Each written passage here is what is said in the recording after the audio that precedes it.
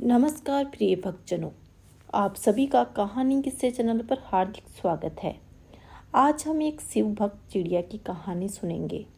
इस कहानी को सुनने से आपके जीवन में सुख शांति की प्राप्ति होगी तथा आपके जीवन में चल रही सभी समस्याओं से आपको मुक्ति मिलेगी। तो आइए इस कहानी को पूरे मन तथा श्रद्धा के साथ पूरा सुनते हैं। एक गौरैया पक्षी का जोड़ा एक बड़े से शिव मंदिर के पास स्थित एक पेड़ पर रहता था और उस शिव मंदिर में जब भी पूजा होती, सुबह शाम जब भी आरती होती तो वो दोनों चिड़िया उस मंदिर में आते और भगवान शिव की आराधना करने लगते। वो दोनों घंटों तक बैठे बैठे भगवान शिव की भक्ति में लीन रहते।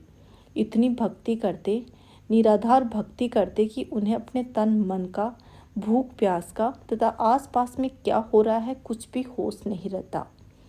उन दोनों पक्षियों को रोज का यही नियम था। सुबह शाम जब भी मंदिर में घंटी बजती, आरती होती, तब वे पक्षी उस मंदिर में पहुंच जाते और भगवान शिव की आराधना करने लग जाते। उसके बाद अपने बच्चों के लिए और अपने लिए दाना पानी की व्यवस्था करते। उन दोनों पक्षियों का यही रोज का नियम बन गया था। और उस मंदिर के बगल में थोड़ी दूर पर एक बूढ़ी माँ का घर था।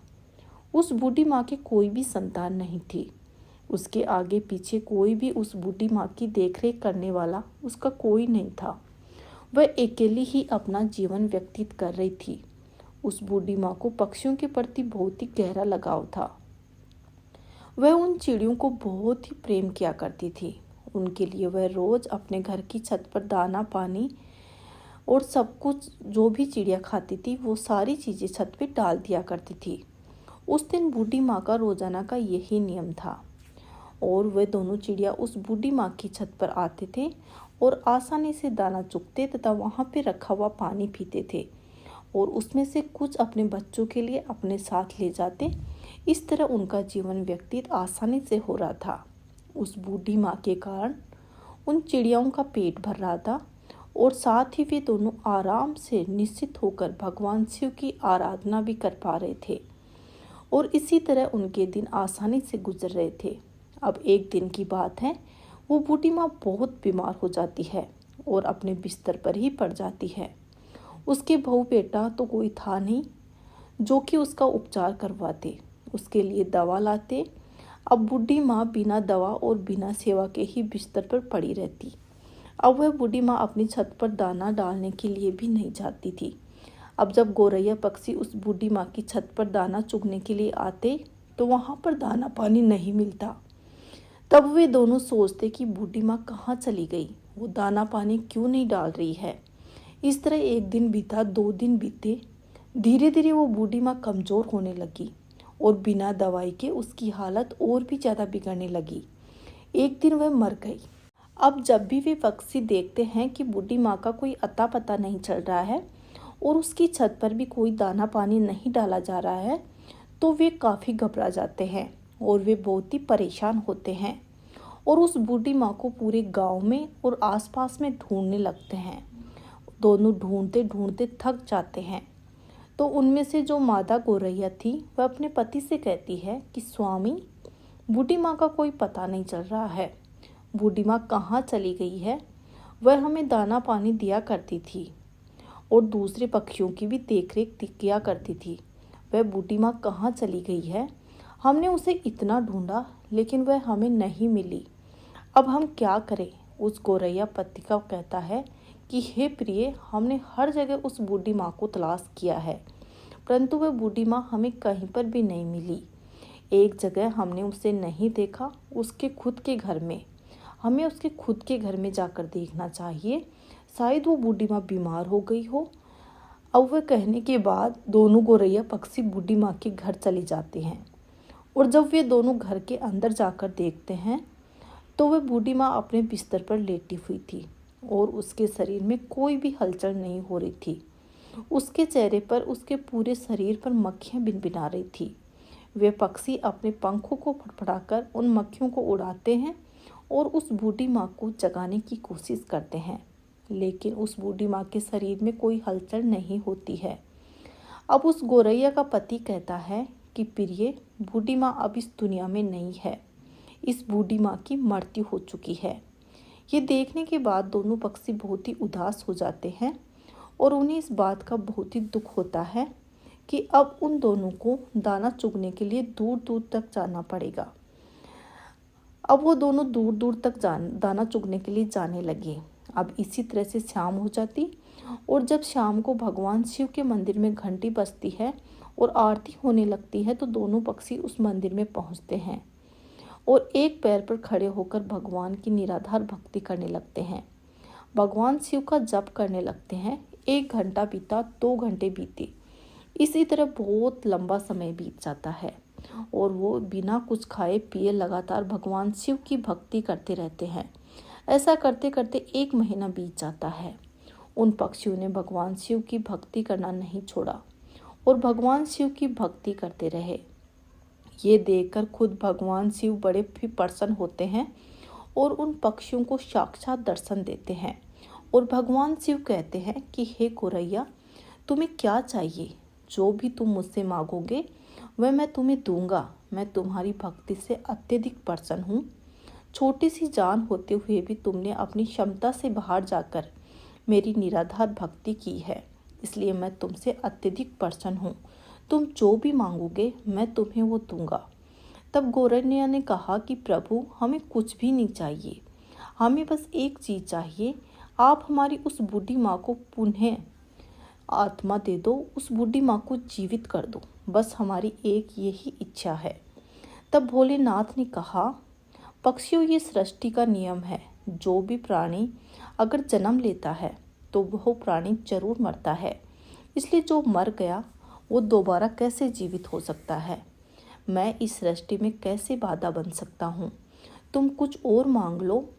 तब उस चिड़िया ने कहा, नहीं महादेव, हमें और कुछ नहीं चाहिए, हमें बस हमारी वो बूढ़ी माँ ही चाहिए और हमें कुछ भी नहीं चाहिए। आप हमें हमारी बूढ़ी माँ वापस लौटा दीजिए। तब भोलेनाथ ने कहा, पक्षियों, अब बूढ़ी माँ का शरीर गल चुका है, उस शरीर में कीड़े निकलने लग गए हैं, उसका शरीर पूरी तरह से नष्ट हो चुका है।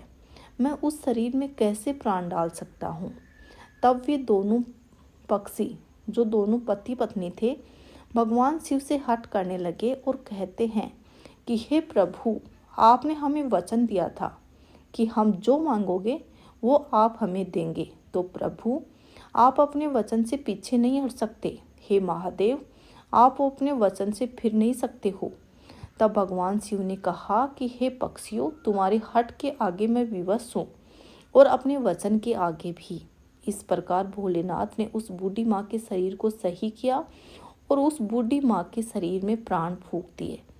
अब इस प्रकार वह बूढ़ी माँ फिर से जीवित हो गई और अपने सामने भगवान शिव को खड़ा देखकर वह बूढ़ी माँ भाव विभोर हो जाती है और वो बहुत ही प्रसन्न होती है और वो कहती है कि हे प्रभु, मेरे कई जन्मों के पाप कट गए, आपने मुझे दर्शन दिया।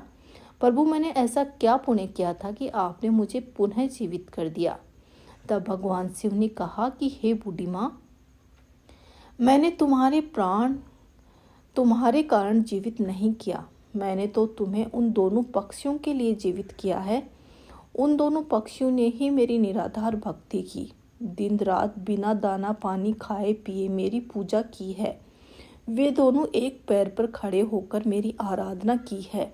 इसी कारण मैंने उन्हें आशीर्वाद दिया और उन पक्षियों की वजह से ही आज तुम जीवित हो, इस धरती पर हो। वे पक्षी और कोई नहीं, जो तुम्हारी छत पर जो गोरैया पक्षियों का जोड़ा रोज दाना चुगने के लिए आते हैं, उसी ने ये भक्ति की है, उसी के कारण आज तुम जीवित हो। अब उस बूढ़ी माँ ने भगवान शिव को प्रणाम किया और कहा कि महादेव फिर वहाँ से अंतर्ध्यान हो गए। फिर वह बूढ़ी माँ फिर से अपनी छत पर दाना डालने लगी और रोज वहाँ पर पानी रखने लगी और वो पक्षी का जोड़ा, जो गोरैया पक्षी का जोड़ा था, उस बूढ़ी माँ की छत पर आते, दाना चुगते, पानी पीते और अपने बच्चों के लिए ले जाते। तब उस बूढ़ी माँ ने गोरैया पक्षी के जोड़े से कहा कि हे पक्षियों, तुमने मुझे जीवन दान दिलाया है, तुमने भगवान शिव की निराधार आराधना की, उसके लिए अपने लिए ना मांगकर तुमने मेरे लिए मांगा है। हे पक्षियों, यह मैं जानती हूँ, इसलिए तुम मेरे घर पर ही वास करो और रोजाना मेरी आंखों के सामने रहो। अब ये सुनने के बाद उस बूढ़ी माँ का प्रस्ताव वे दोनों पक्षी स्वीकार करते हैं और उस बूढ़ी माँ के घर पर रहने लगते हैं। इस प्रकार दिन बीतने लगे और उस बूढ़ी माँ की चर्चा आसपास के गांवों में फैलने लगी कि एक बूढ़ी माँ है जो मरकर भी जीवित हो गई और उसमें अजीब सी शक्ति आ गई है। अब वह इस तरह से बूढ़ी माँ के पास धीरे धीरे करके दुखी आदमी उसके पास आते और अपने दुख दर्द का सारा कारण बताते और भगवान भोलेनाथ के नाम पर पूजा पाठ करा दिया करते। तब उन लोगों का दुख दर्द धीरे धीरे दूर होता जाता। धीरे धीरे लोग भोलेनाथ के नाम से ठीक होने लग गए। अब उस बूढ़ी माँ की चर्चा दूर दूर तक फैलने लग गई। अपना इलाज कराने के लिए लोग बूढ़ी माँ के पास आने लगे। अपने दुखों को दूर करने के लिए बूढ़ी माँ के पास आया करते। इस प्रकार बहुत दिन बीत जाते हैं। वो बूढ़ी माँ उसी स्थान पर उसी जगह समाधि ले लेती है। आज उस समाधि स्थल पर उस बूढ़ी माँ का एक भव्य मंदिर है। ये मंदिर गुजरात में स्थित है। चिड़िया वाली बूढ़ी माँ के नाम से ये मंदिर जाना जाता है। उस मंदिर में आपको गोरैया पक्षी का जोड़ा हमेशा देखने को मिलेगा और उस मंदिर की बहुत दूर दूर तक ख्याति है। लोग कहते हैं कि किसी को भी कोई भी तकलीफ रहती है, कोई भी शारीरिक या मानसिक कष्ट रहता है, कोई भी इंसान रोग से ग्रस्त होता है, तो वहाँ पर जाने पर, वहाँ पर भगवान को सच्चे मन से याद करने पर, वहाँ पर पूजा पाठ करने से वह तकलीफ से मुक्त हो जाता है। उस गोरैया पक्षी के जोड़े ने अपनी अखंड भक्ति से कैसे उस बूढ़ी माँ को जीवित कर दिया और वह बूढ़ी माँ लोक कल्याण करने लगी। अगर आपको मेरा वीडियो पसंद आया हो तो वीडियो को लाइक ज़रूर करें और मेरे चैनल को सब्सक्राइब ज़रूर करें। बोलिए भगवान शिव शंकर की जय। धन्यवाद दोस्तों।